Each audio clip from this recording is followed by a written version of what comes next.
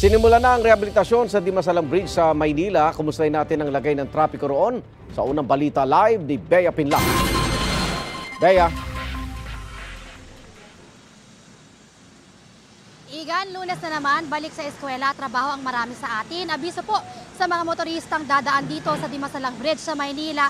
Sarado po itong southbound lane o yung daan papuntang Quiapo dahil simula na ang rehabilitasyon sa tulay.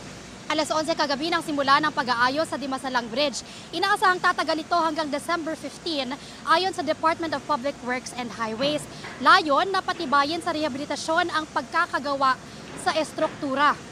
Una nga pong inaayos itong southbound lane kaya sarado po muna ito sa mga motorista. Inaabisuhan po yung mga motorista na gumamit na lang ng mga alternatibong ruta para maiwasan ang pagbigat ng daloy ng trapiko rito. Samantala silipin natin yung northbound lane naman ng Dimasalang Bridge na hindi naman sarado sa mga motorista. Napakaluwag po ng daloy ng mga sasakyan sa mga oras na ito.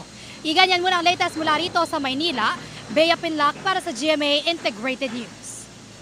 Igan, mauna ka sa mga balita, mag-subscribe na sa GMA Integrated News sa YouTube para sa iba't ibang ulat sa ating bansa.